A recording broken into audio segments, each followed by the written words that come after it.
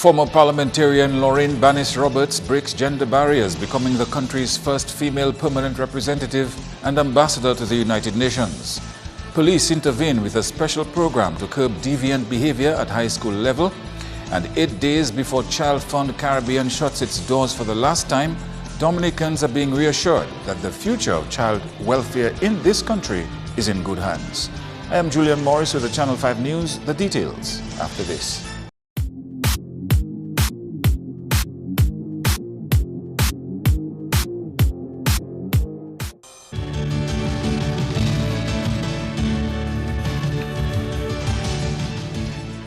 Topping the news, former Member of Parliament for Castle Bruce, Banis Roberts, has broken gender barriers to become the country's first female permanent representative and ambassador to the United Nations. Banis Roberts' new home will be in New York as she has presented her credentials to the United States Secretary General Ban Ki-moon as of Monday. She has created history, and the Dominican National Council of Women believes it's a feat worth celebrating. Again, we see an increase of the number of women in politics, and we also see women, especially in regards to Mrs. Roberts, who have the experience as a politician and also have held a ministry, and now she has been elevated. It means that the sky is, or beyond the sky is the limit for women. If opportunities are given to them, definitely it's not a matter of gender, but it's a matter of intellect, it's a matter of the commitment, and it's really a matter of saying to the public that the opportunities for both men and women are available. The DNCW expects Roberts to make a case for small island developing states like Dominica. It is our hope that she will familiarize herself with the issues at that level and be informed and really partake and represent Dominica and Dominicans, particularly the women, but generally people, and the issues of small island developing states will be articulated. And of course, to show her position, we definitely are very proud of her, and we're very proud that again another woman has been elevated to such a position. According to a press release while receiving Roberts' credentials, UN Secretary General Ban Ki-moon lauded Dominica's role at the United Nations as a long and trusted partner in the international community. Roberts has assured the UN Secretary General of her commitment to support his agenda for climate change and sustainable development. Before her appointment, Roberts was Dominica's liaison officer for diaspora affairs to the USVI and has been living in St. Thomas with her family for the past 6 years. She replaces Dr. Vince Henderson as the UN ambassador, and this now begs the question, what will be Henderson's next post on behalf of the Dominica government? It has been rumored that Henderson could replace Hubert Charles as the country's ambassador to the US and permanent representative to the Organization of American States. Charles left the post since his contract expired July month-end. Ambassador Roberts has served as a member of Parliament, Parliamentary Secretary, and Minister of Government in the Labour Party administration. The Castle Bruce branch of the DLP has thanked Prime Minister Skerrit for the vote of confidence in her ability. Idona John-Baptist, Channel 5 News. In other news, a safe water supply and improved road network are the two main concerns in the Plaine constituency as the first anniversary of the passage of Tropical Storm Erica approaches. Andrea Louis has more. Last year, the constituency of Plaine was one of the hardest hit during the tropical storm. The heavy torrents which came down during the storm caused the communities of Dalis and others to be cut off from the rest of Dominica. However, 1 year later, a lot of work has happened in the community of Dalis and the Plaine constituency on a whole. Member of Parliament for the Plaine constituency spoke to Channel 5 News and said he is pleased with the level of restoration works thus far. He also divulged that plans are underway to have permanent bridge crossings in the areas where the gorges which surrounded the communities exist.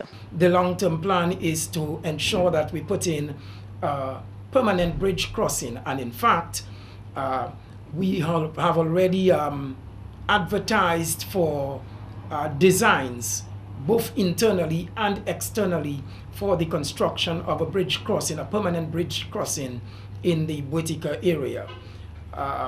In addition to that, in the Dalis area, where we also, and still existing as I speak with you, we still have a gorge which is a downsized version of what obtained in Bwetika in the La Roche Victoria area. Monies have been approved by the government for the construction of a major box culvert bridge in the area. While these would be two major improvements in terms of road access for the area, the Honourable Minister says there are other major roadworks on the cards for this constituency. There are 14 major interventions to be done between Laron Bridge and Point Mulat. As I speak, contracts have been issued for 3 of these 14 interventions. From the Laron to Point Mulat area, the roadway was seriously compromised. Practically all of the culvert crossings were compromised. Every one of them is going to be replaced. In addition to that, we have road alignment to be done in the Laron area and in the Ravine Buwash area, that is an area between Dalis and Bwetika. We have quite a bit of excavation works to be done in that area. The restoration of the road in Victoria, and importantly at Point Mulat, just before the old distillery building. So we expect that within the shortest possible time frame that these roadworks will be addressed. The Tarberry River is one of the important water sources in this constituency. The Member of Parliament told us that over $1 million EC have been allocated to upgrade the water systems in his constituency. The water system at the Tarberry River was seriously compromised. However, under BNTF, 1.4 million EC has been allocated for the upgrade of the Plaine water system, and that should be done within this financial year. As we speak of water, you will recall that a few years ago we established a new water system for the villages of Dalis and Bwetika. That was compromised by Tropical Storm Erica. However, as we speak, the areas that were affected have been redone. The water has been restored, and thankfully the people of Dalis and Bwetika are now enjoying potable water one more time. While a lot of work remains to be done, it can be seen that significant progress has been made in the Building Back Better concept 1 year after the passage of Tropical Storm Erica. Andrea Louis, Channel 5 News. And speaking of Tropical Storm Erica, government has declared Saturday and Sunday as National Days of Prayer and Thanksgiving to mark the storm's first anniversary. Prime Minister Skerrit will address the nation on Friday. Tropical Storm Erica dumped an average 17.8 inches of rain on Dominica, triggering flooding and mudslides that left 31 people dead, thousands more displaced, and causing over $1 billion EC in damage. In other news, government is being commended for joining the international community in improving the quality of life of its citizens. Minister for Trade Ian Douglas made the remark at the launching of a community policing program in Calibishi. He believes that program, which will be extended island-wide, is a step in the right direction. This effort has been long in coming, and it is as a result of careful research and analysis undertaken here and in other areas of Dominica for many years. We are ready to join other nations in the world, and the chief spoke about what they're doing in places like Barbados and other countries in the region that have implemented community policing as an effective strategy to improve the quality of life by promoting and maintaining a law-abiding society. Such a move, when fully institutionalized, will help bring about a level of confidence by the wider public in the ability of the police force to prevent, reduce, detect, and eventually eradicate crime. Meantime, the Minister for Commerce says safe communities are good for business. Not only is it important to citizens' protection and security, but it results in a more enabling and supportive environment for economic development. If we have a situation where you have high crime, the net effect is that you will have less business, less expansion of the economy of the community. The reverse is true, that if you have a safe and secure community where people feel confident to invest, then the net effect would be expanded economic activities, more business, more investment. And leading fire officer Tony John Baptist is pleased with the performance of 27 recruits who recently joined the fire response unit. On Wednesday, 6 July, they were recognized as fire officers. Well, I have to say that this in itself, with 27 new entrants, they underwent training sometime in March and they ended in July. That in itself has been a plus for us because it has increased the numbers, and as a result of that, even with our response to the number of men responding to the emergencies, it has actually placed less strain on the resources. The Prevention Branch has implemented an educational program instructing citizens on how to conduct themselves in a severe fire situation. John Baptist is concerned about the number of children who are at home on summer vacation but don't know what to do in case of a fire. Right now, school is out, you have children being at home alone. There is what we call EDIT, which is an acronym to say that exit drill in the home. You need to at least try to train your children or teach them as to, in the event of any emergency, especially that of fire, which would be the quickest way out of the home and the safest way out of the home.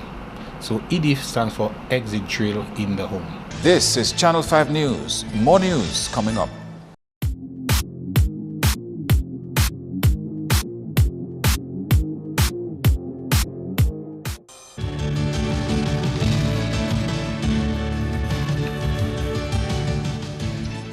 Thanks for staying with us. Deviant behavior among high school students has prompted police intervention at some high schools. A program aimed at stopping youth violence was introduced at the Northeast Comprehensive School, and plans are underway to extend it to schools in Roseau. The intervention focuses on students from 1st to 3rd forms. Northeast Comprehensive School was upon the invitation of the principal and the counselor. There was a lot of deviant behavior that needed to be arrested before it generated into something, that would be embarrassing to the parents, to the teachers, to the community, and to the school. The principal and counselor targeted a certain group of students from that school, and the police would meet with them weekly for 1 hour every Wednesday between 1 p.m. and 2 p.m. 3 police officers would go down there and lecture the students on topics like deviant behavior, drug use, peer pressure, violent behavior, and stress. Efforts are already being made to extend the program to the Dominica Grammar School and Goodwill Secondary. Dominica Grammar School and the Goodwill School, we have noticed a trend. Most time I would walk in the charge office to do my normal rounds, and I would notice a couple of the students standing at the back of the window, in the charge office, and it would really disturb me. Especially when it comes to the Dominica Grammar School, which is my alma mater, and we need as responsible adults, as police officers, to do something about it.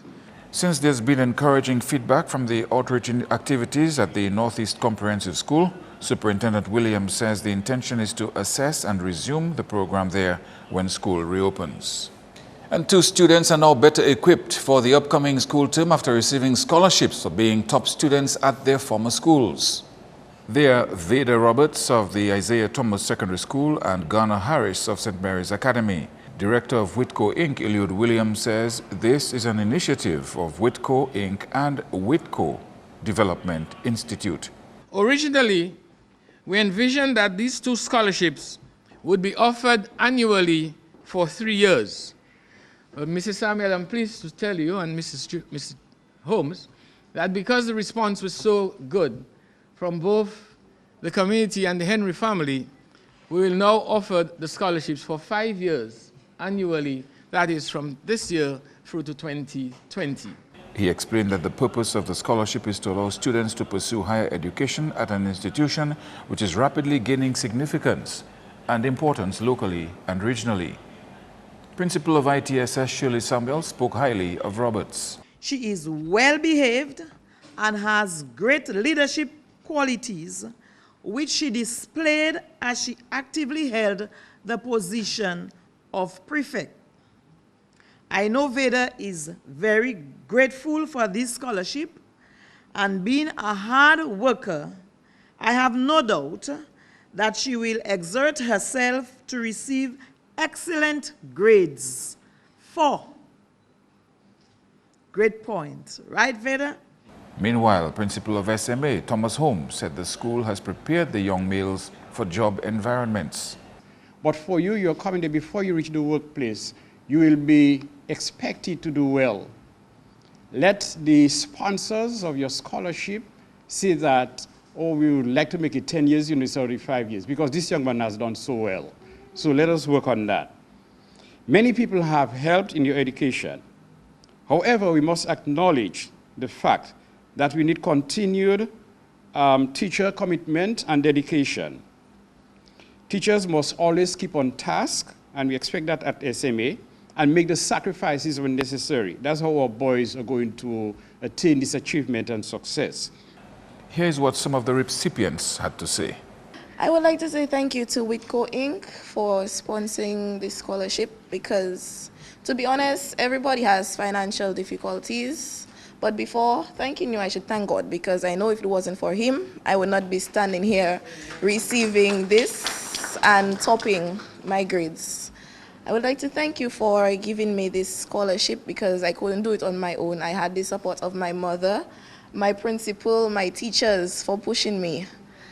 And although I don't say it a lot, I can tell you thank you now, because I can see the result of the breaking down and the constant pushing and punishments over time.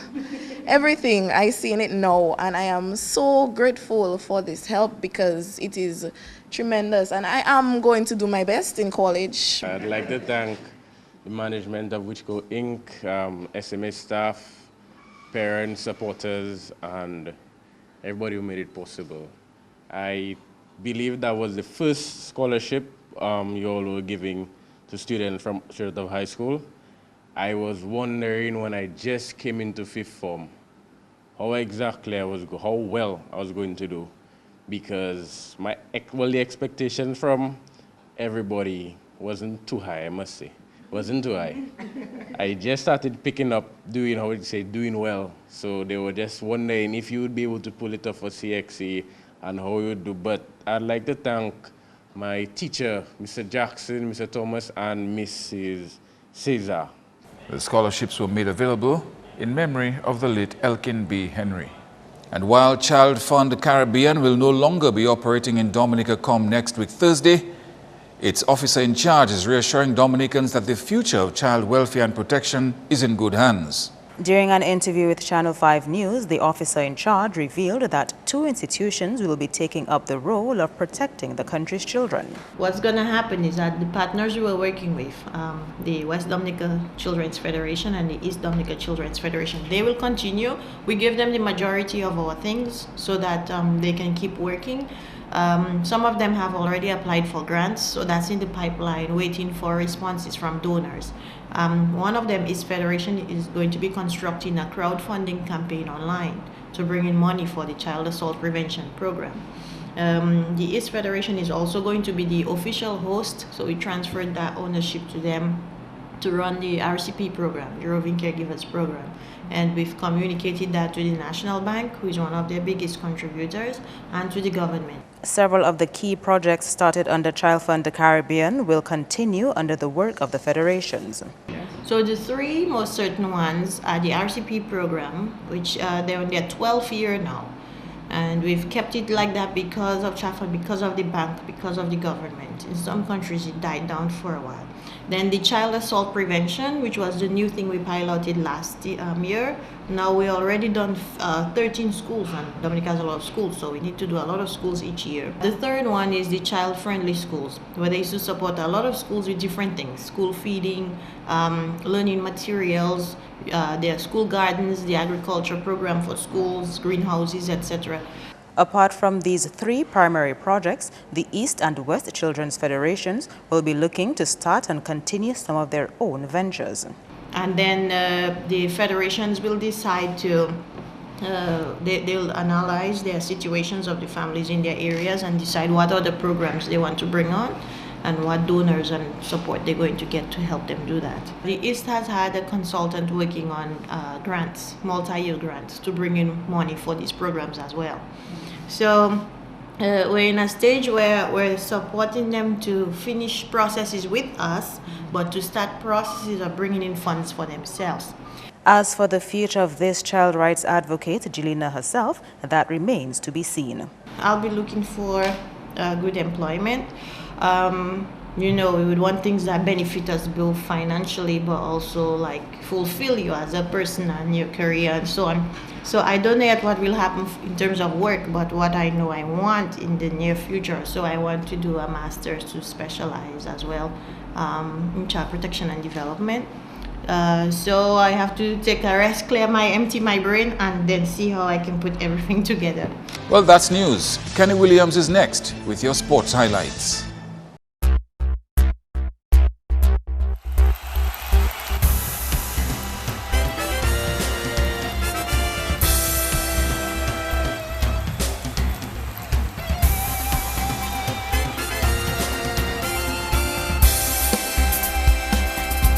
In cricket, the Pakistan Cricket Board announced on Thursday they will play their first day-night test with a pink ball in Dubai against West Indies from October 13 to 17. The West Indies tour of the United Arab Emirates, which starts on September 23, comprises 3 T20s, 3 ODIs, and 3 tests. Dubai will host the first 2 T20 matches on September 23 and 24, with the third one being held in Abu Dhabi on September 27. The ODI series will be played between September 30 and October 5. The day-night test will be the first in the 3-match series, and West Indies will play a day-night tour match against PCB Patrons 11 between October 7 and 9 to prepare for the first test. The second and third tests will be held from October 21 and October 30, respectively. In football, the 2016 Flow Premier League kicks off this weekend with 5 matches on the cards. On Saturday, Southeast will take on Northern Concrete and Steel Bombers at Benjamin's Park, while at Dublin it will be a matchup between newcomers Petro Caribe Point Michelle and Caribbean Cool Harlem United. Both matches begin at 4. Meantime, on Sunday, Exodus will come up against Middleham United at 4 at Benjamin's Park, and in a double-header at Dublin, Bath Estate will battle newcomers RIC Kensborough at 3, followed by defending champions Dublin Football Club versus newcomers Wacky Rollers at 5 p.m. 10 clubs will be participating in this year's Premier League, as opposed to 8 last year. Next up, yet another sport out of the doldrums, as the Dominica Cycling Association was launched recently. President of the local governing body, Ronald Charles, says the commencement of the association is just the start of things to come.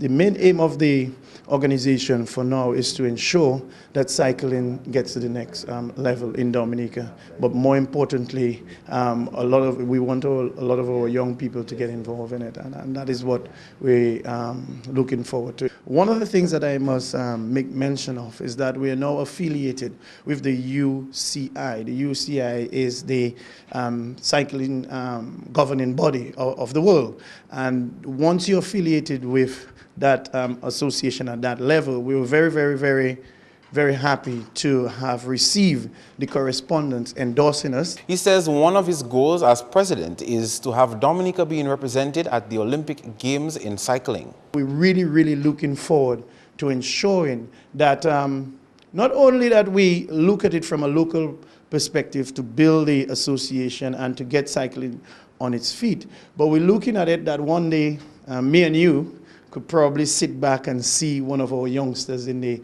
Olympics. And maybe that would be the ultimate goal. And in an effort to bring more awareness to the sport, the association will be hosting a cycling awareness race on Saturday. One of the things that we are looking forward to, hopefully, is the OECS Championship, Cycling Championship. Already for 2017, around November, they are looking at Dominica to host that. Another objective for us is the awareness. And on Saturday, I guess if weather permits, we're definitely looking, and it's a big if weather permits, we're definitely looking at hosting an activity which we'll call the awareness. Saturday's event will feature cyclists from ages 5 and up. Children will be accompanied by parents or guardians. That event will run from Point Michel to Bayfront. More on that in a subsequent sportscast. On to basketball now, where the Raiders and Police will be engaged in battle from the 2016 DABA playoffs, where both teams will be looking for that all-important win in semi-final game number 3 on Friday. In their previous match, Raiders edged out Police by 1 point, 83-82.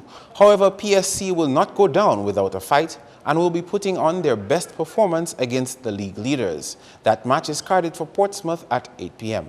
Next up, a number of children are now better equipped to bring the future of basketball and football forward, thanks to the efforts of Dunstan Peters and Kenrick Emmanuel. The two hosted a summer sports program that sought to teach youth the fundamentals of the games. I think without them, we doesn't have anything. That's why they are so important to pay attention to them right now. And the potential that I saw in them, it's plentiful, it's endless. It's just we now, as coaches, to nurture it. And we cannot wait till they are 15 and 16 and 17. We have to do it right now with the 5-year-olds, the 8-year-olds, to instill that discipline and attitude towards training and the game. He says because the majority of footballers are already part of academies, improving on their skills after the summer program will be easier. Well, a number of them, as Ahmad, maybe at least 90% of them are members of the Newton Football Academy. So the Newton Academy would start now in the school starting season. So that means we'll engage them all through the summer. So that means when they get into the academy, they'll be in that mood of football and a continuation of playing and training. Meantime, head of the summer basketball program says he felt the need to work on the talent here while observing games played at the school level. I've been involved with the game of basketball for a while, especially at the youth level in the school. I do some officiating with the youth level, and it leaves a lot to be desired when you see the kids don't know much about the game, the basic fundamentals of the game. They have no idea. The team that was going to Guyana, the under 16, I was on the equipment manager, so all that gave me opportunity to look at the coaches and the coaching staff and see what they were doing. And so I took some of the drills they were doing. I took some of that to go and work with those guys, the kids, So that's like I said, what the program was directly geared at the whole basketball, the DABA, the whole youth, development program. And finally, the long-anticipated men's volleyball final came to an abrupt end with DB's Young Vets copying the 2016 Men's Volleyball Championship title on Wednesday. Flo Wolfpack failed to show up for the competition, handing over the championship to Young Vets. Meantime, KT Ballers will face Portsmouth Breakers in the 2nd Division on Saturday. That match is scheduled for Portsmouth at 6 p.m. That's all the sporting highlights for now. I am Kenny Williams. Be sure to join us tomorrow.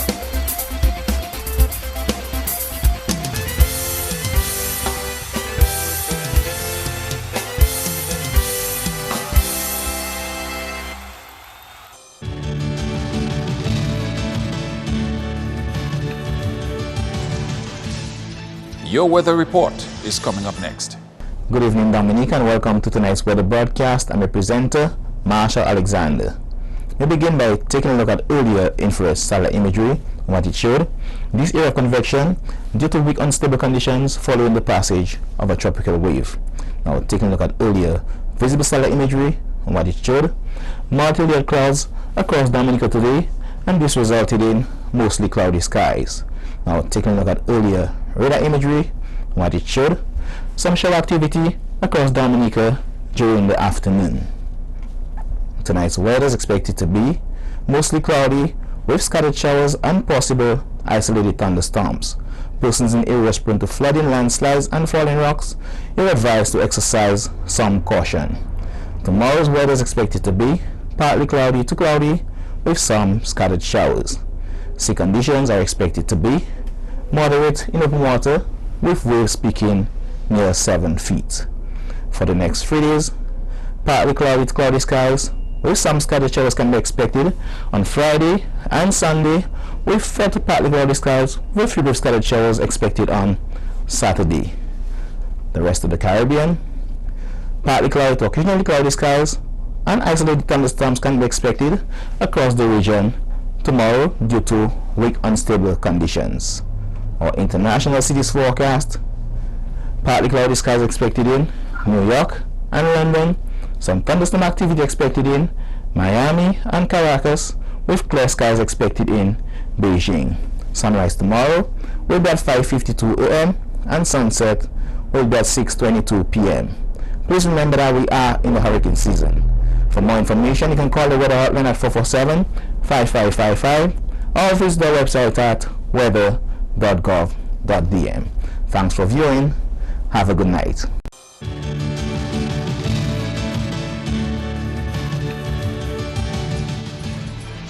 To end the news, the headlines again. Banis Roberts breaks gender barriers, becoming the country's first female permanent representative and ambassador to the United Nations. Police intervene with a special program to curb deviant behavior at high school level. And 8 days before Child Fund Caribbean shuts its doors for the last time, Dominicans are being reassured that the future of child welfare in this country is in good hands. Feel free to contact us at news@mapping2k4.com. You can also access our past newscasts on our YouTube channel. On behalf of the production team, I am Julian Morris. To our viewers around the world, thank you for watching.